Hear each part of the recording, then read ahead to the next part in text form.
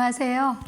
오늘은 4월 2일 날마다 주께로 큐티집 90페이지입니다. 성경 본문은 신약성경 요한복음 19장 17절로 37절 말씀입니다.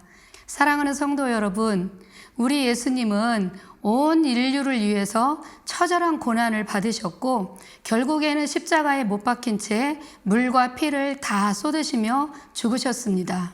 그런데 이 죽음조차 그냥 우연히 이루어진 일이 아니라 구약의 선지자들을 통해서 미리 예언되었던 하나님의 말씀을 이루기 위한 과정이었습니다. 왜 그렇게 해야만 하셨을까요? 그것은 바로 온 인류를 사랑하셨기 때문입니다. 그 사랑을 믿지 못하고 받아들이지 못했던 그 당시 유대인들과 미래의 온 세계 사람들이 예수님은 온 인류를 위해 죽으셨고 그분은 하나님의 아들이시며 우리를 구원할 구원자시라는 것을 믿게 하시려고 기록된 말씀을 가지고 확인시켜주고 있는 것입니다. 내용 관찰 1번입니다. 예수께서 십자가를 지고 나가신 곳의 이름은 무엇일까요? 17절 말씀을 봅니다. 그들이 예수를 맡음에 예수께서 자기의 십자가를 지시고 해골, 히브리 말로 골고다라는 곳에 나가시니, 아멘, 바로 해골입니다. 이 해골은 히브리어로 골고다라고도 하며 또 다른 말로는 갈보리라고도 부르는 곳인데, 이 언덕의 지형이 머리가 벗겨진 두개골, 즉 해골과 비슷하기 때문에 붙여진 이름이라고 합니다. 또는 근처에 해골들이 많이 있었기 때문이라고도 전해지는데 그곳은 예로부터 공개 처형장이기도 했다고 합니다. 그곳은 예루살렘 성에서 아주 가까운 거리에 있습니다. 예루살렘 성에서 성 밖으로 나와 감낭산 정상을 향해서 올라가다 보면 언덕 중앙쯤에 위치한 곳으로 공동묘지처럼 돌무덤들이 굉장히 많이 놓여진 곳이었습니다. 그리고 그곳은 완만한 곳으로 사람들이 다 볼 수 있는 그런 장소였습니다.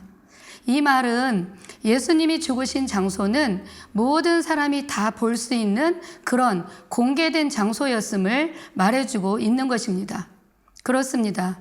우리 주님은 로마 병정들의 채찍질에 온 몸은 찢기셨고 머리는 가시로 관을 쓰심으로 그 얼굴은 온통 고통으로 일그러졌으며 옷은 다 벗겨지셨습니다. 하다못해 속옷까지 벗겨진 상태로 그야말로 말로는 다 표현하기 어려울 만큼 아주 수치스러운 모습으로 예수님은 십자가에 달린 채 해골들이 쌓여 있는 그런 골고다 언덕에서 죽으셨던 것입니다. 두 번째, 빌라도가 쓴 십자가의 패는 어느 나라 말로 기록되었을까요? 19절입니다. 빌라도가 패를 써서 십자가 위에 붙이니 나사렛 예수 유대인의 왕이라 기록되었더라. 20절, 예수께서 못 박히신 곳이 성에서 가까운 고로 많은 유대인이 이 패를 읽는데 히브리와 로마와 헬란말로 기록되었더라. 아멘. 히브리와 로마, 헬라어로 쓰였다고 말씀합니다. 이것은 그 당시 세 나라 언어가 가장 많은 사람들에게 사용됐던 보편적인 언어였음을 보여주고 있는 것입니다. 히브리어를 사용했던 유대인들, 그 당시 유대를 지배했던 로마 사람들, 그리고 그 주변의 강대국이었던 그리스 사람들의 말로 기록했다는 것은 글을 읽을 수 있는 사람이면 누구나 다 읽을 수 있도록 했다는 것입니다. 그때 그곳을 왕래하던 모든 사람이 다 읽을 수 있도록 했다는 말씀이기도 합니다. 그런데 그 문구가 무엇입니까? 바로 하나님께서 그렇게 알리고 싶으셨던 말씀이 무엇이었을까요? 나사렛 예수 유대인의 왕이라는 말입니다. 아이러니하게도 이 말은 빌라도가 예수님을 조롱하려고 했던 말이었지만 결국 이 말은 진실이었습니다. 그리고 하나님께서 나타내시고자 했던 하나님의 뜻이기도 했습니다. 나사렛 예수는 유대인의 왕이다. 그리고 온 인류의 왕이다. 라는 놀라운 선포인 것입니다. 세 번째, 예수님의 목마름에 대해 사람들은 어떤 행동을 취했을까요? 28절을 봅니다. 그 후에 예수께서 모든 일이 이미 이루어진 줄 아시고 성경을 응하게 하려 하사 이르시되 내가 목마르다 하시니. 29절 거기에 신 포도주가 가득히 담긴 그릇이 있는지라 사람들이 신 포도주를 적신 해면을 우슬초에 메어 예수의 입에 대니. 아멘. 십자가 위에서 물과 피를 다 쏟으신 예수님은 타는 듯한 목마름으로 몹시 고통스러우셨습니다. 내가 목마르다 신음하며 탄식하는데 사람들은 그 예수님을 돕고자 그 갈증을 조금이라도 덜어드리고자 신 포도주를 적신 해면을 우슬초에 맨 후 그것을 예수님의 입에 갖다가 대주었습니다. 그러나 사람들의 생각과 예수님의 생각은 달랐습니다. 28절에 보면 예수님께서는 이미 모든 일이 다 이루어진 줄을 아시고 성경을 응하게 하려고 라고 말씀을 합니다.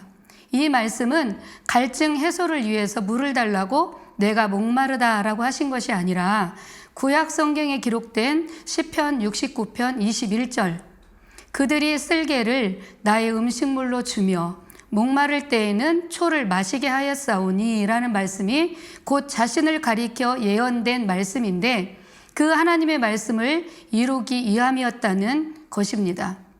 즉 하나님의 말씀을 이루기 위해서 내가 목마르다라고 한 것이지요.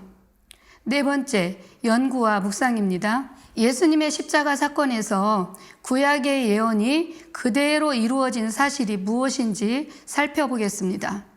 24절을 보면 군인들이 서로 말하되 이것을 찢지 말고 누가 얻나 제비 뽑자 하니 이는 성경에 그들이 내 옷을 나누고 내 옷을 제비 뽑나이다 한 것을 응하게 하려 함이라. 이 말씀은 구약성경 시편 22편 18절에 예언되어 있습니다. 제가 읽어보겠습니다. 내 겉옷을 나누며 속옷을 제비 뽑나이다. 아멘. 또 33절에 있는 말씀을 읽어보겠습니다. 예수께 이르러서는 이미 죽으신 것을 보고 다리를 꺾지 아니하고 라는 말씀도 구약에 예언되어 있는 말씀입니다. 십자가에 예수님이 못 박히실 때 예수님만 못 박힌 것이 아니라 예수님 좌우편에 강도 두 사람도 함께 십자가에 못 박혔습니다. 사형을 집행할 때면 십자가에 못 박힌 채 죽어가는 사람들은 물과 피를 다 쏟으며 서서히 죽어갔습니다. 그렇게 긴 시간에 걸쳐서 죽다 보니 사형을 집행하는 사람들은 빨리 집에 가기 위해서 또는 죽어가는 그 사람의 고통을 덜어주고자 십자가에서 죽어가는 그 사람이 숨이 끊어질 때까지 다 기다리지 못하고 다리에 무릎뼈를 꺾어서 빨리 숨이 끊어지게 했다고 합니다. 어떤 이유가 됐든 예수님의 좌우편 강도들은 무릎이 꺾였고 예수님께 와서 보니 예수님은 이미 숨이 끊어져서 운명하심으로 다리를 꺾을 필요가 없었습니다. 그런데 이것이 우연히 된 것이 아니라는 것입니다. 구약성경 출애굽기, 민수기, 시편에 예언된 하나님의 말씀을 이루기 위함이었습니다. 출애굽기 12장 46절을 보면 한 집에서 먹되 그 고기를 조금도 집 밖으로 내지 말고 뼈도 꺾지 말지며. 민수기 9장 12절 말씀 아침까지 그것을 조금도 남겨두지 말며 그 뼈를 하나도 꺾지 말아서 유월절 모든 율례대로 지킬 것이니라 라는 말씀을 이루셨습니다. 이 말씀은 유월절 규례로서 양을 잡는 방법인데 바로 신약의 예수님을 예표한 것입니다. 또 시편 34편 20절 말씀을 보겠습니다.